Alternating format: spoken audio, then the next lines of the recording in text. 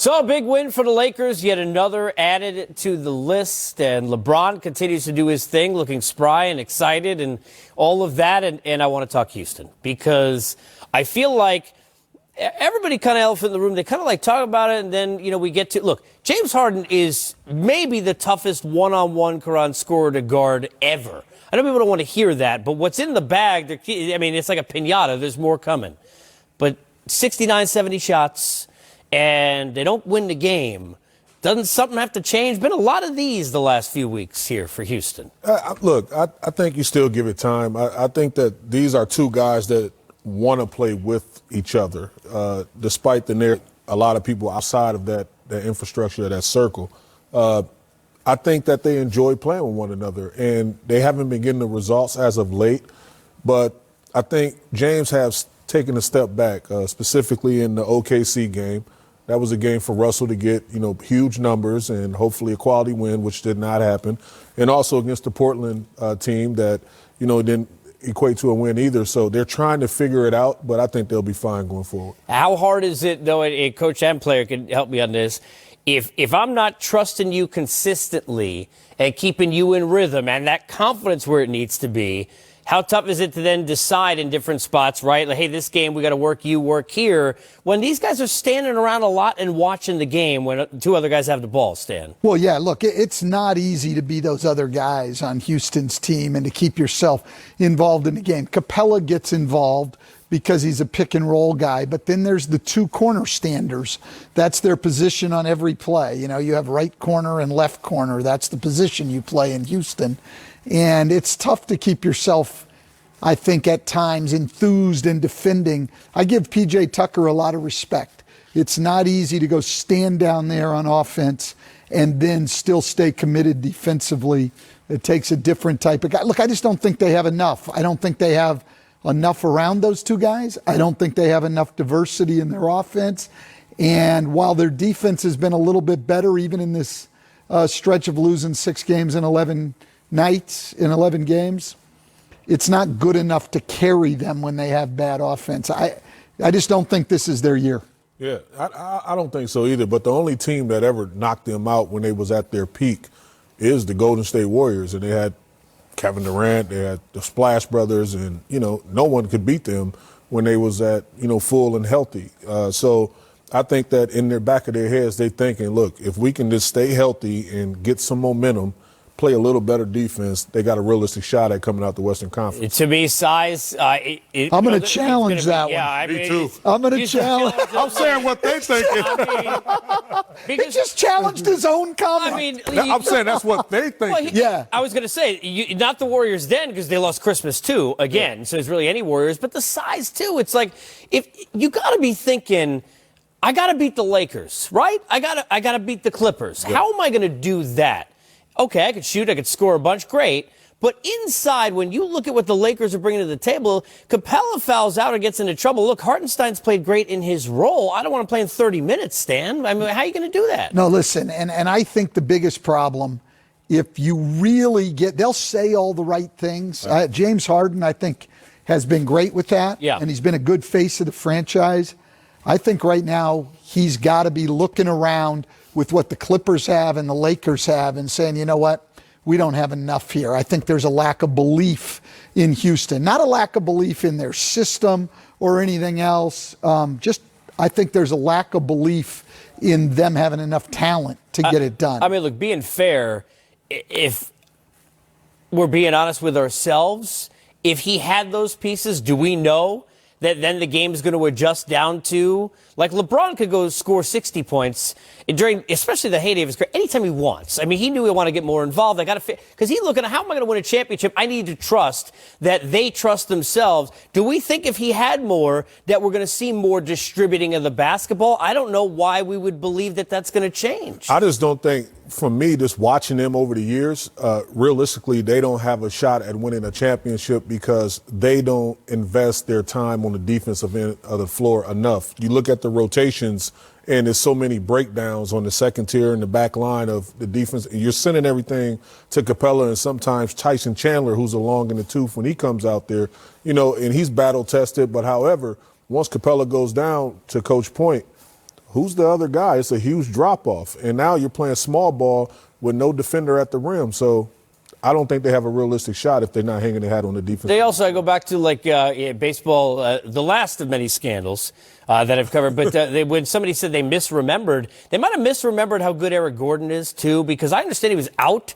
But, look, you want to say, hey, look, we want him getting used to the sixth man again and playing a bit. Whatever the moment is that he starts doesn't matter. Lou scores 30-plus again tonight, and he played a ton of minutes. But Gordon is such a huge key piece because you have to defensively. You're a great defender. Fear him because, all right, swing, allowed to go to, I don't want to name a name and make anyone feel bad, but Eric Gordon going to hurt you if you let him do that. And he hasn't really been used the same way. Stan. Well, but he was hurt for a good part of the year, so that's going to take a little time, I think, to get him integrated back in. I don't see it. I mean, they would need to make a move, and I can't even tell you what that move is. Like, I just don't see them being to the level, certainly of the LA teams, but I think Utah and Denver are better than them. I think Dallas is better than them. I think they're the sixth best team in the West.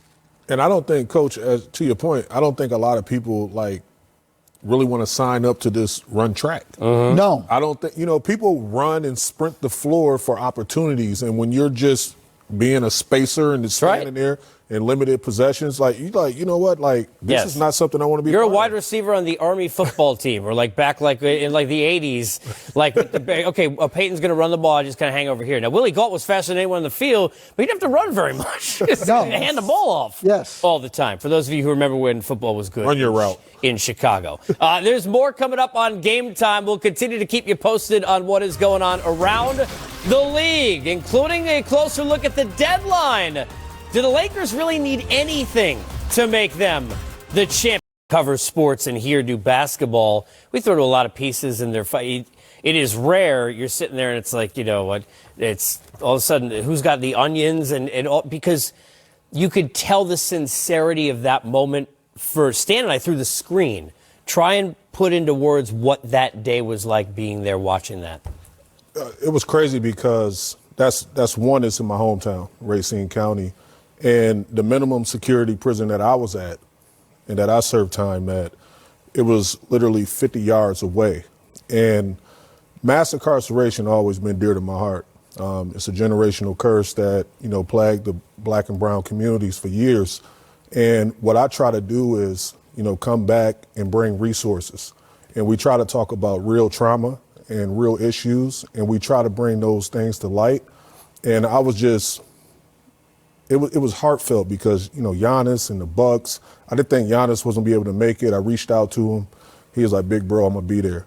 And he came and he poured into the inmates, and that's something that they'll remember forever. And also, it was therapeutic for them because they was able to get a lot of heavy liftings, things that was sitting heavy in their soul, off their chest, and start the rehabilitation process. The other thing is I would imagine, because I think people sometimes they deviate, hey, my life can't be like an athlete's or like a coach or something. Everybody's the same, and the fact that perspective is something we wish we carried every day, but we don't, right? MLK Day and Jackie, all these different things, any kind of Mother's Day. It's like we should be that way getting chocolates every day, but we're not.